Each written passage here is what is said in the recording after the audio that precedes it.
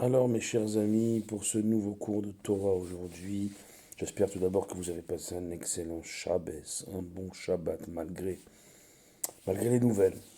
Malgré les nouvelles, c'était un Shabbat Shira, un Shabbat où on devait chanter en, en rapport avec le thème principal et central de la paracha Béchalach, la Shirat Hayam, le chant de la traversée de la mer que nos ancêtres ont entonné Bayabasha Betochayam, à pied sec, au, au- au sein de la mer, dans la mer, ils ont marché à pied sec, ce qui est un fait déjà miraculeux, et la Gemara qui témoigne que Caché Zivugo Sheladam qui Kriyat Yamsuf, à tel point que c'est un fait miraculeux Kriyat Yamsuf, que c'est aussi dur, entre guillemets bien sûr, pour Akadosh Baruch Hu, de marier des gens que d'ouvrir la mer.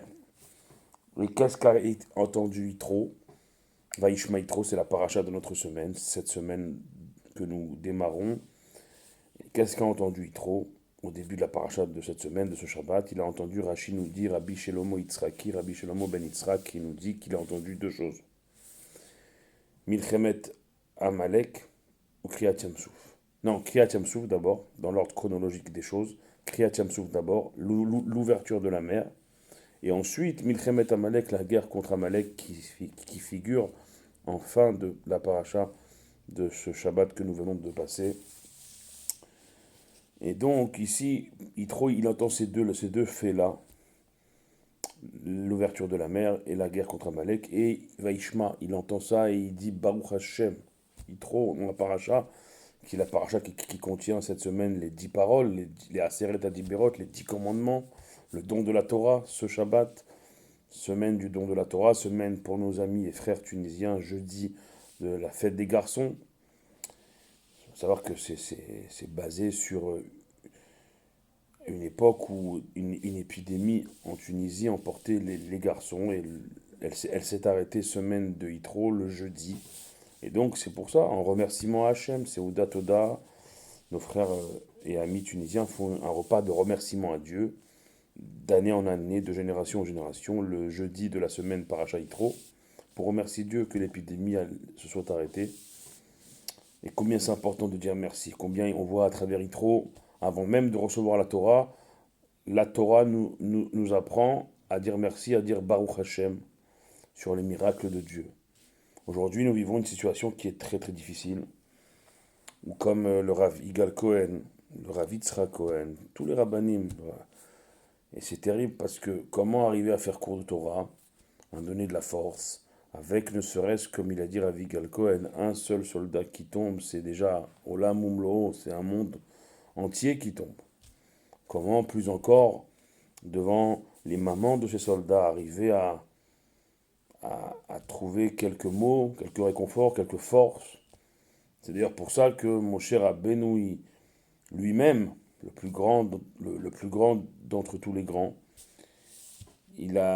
quand il dit à Dieu, Mach et mots qui vont me demander leur nom, qu'est-ce que je vais leur répondre? En fait, on l'a déjà dit, c'est sur le tsar, la souffrance du peuple juif que Moshe avait peur de se confronter parce que c'est très difficile de se confronter à la souffrance des gens et de savoir quoi leur répondre.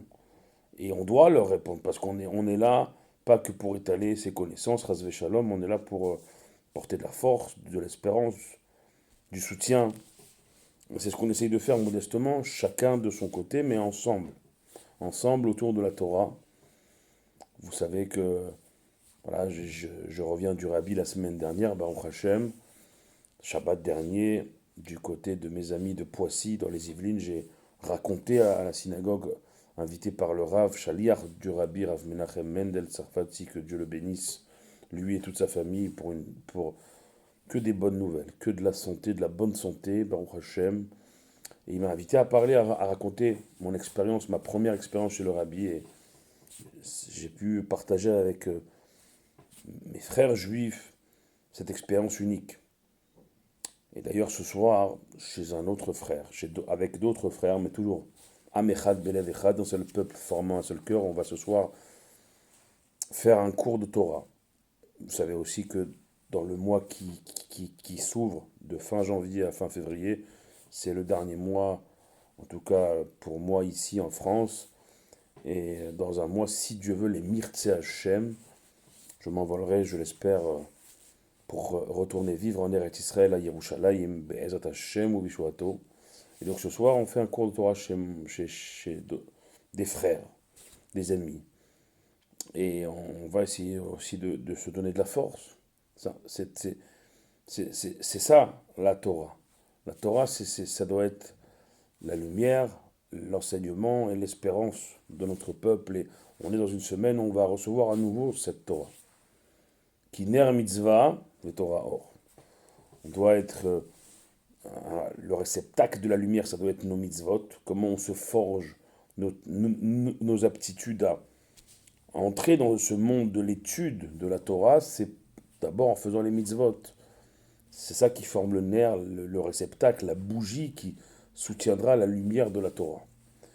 Et c'est ce que, vous savez, on peut pas, vraiment un srout, un mérite tellement énorme d'avoir pu aller chez le rabbi, parce que quand on revient de là, on se sent par la force du rabbi, par son mérite et sa présence qu'on ressent à chaque instant, à chaque endroit là-bas, on en revient et plus rien ne peut nous atteindre parce qu'on a cet attachement au tzaddik, comme, on a dit, Vayaminu B'Hashem ou Moshe Avdo, qu'ils ont cru en Hachem et en Moshe son serviteur.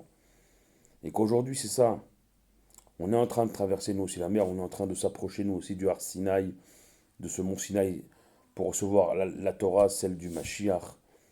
On s'approche, en même temps qu'on s'approche de ce monde libéré, eh bien, on s'approche aussi de Sinaï. Sinaï, c'est aussi Milachon Sina. C'est de ce mont Sinaï qui est parti la Sina.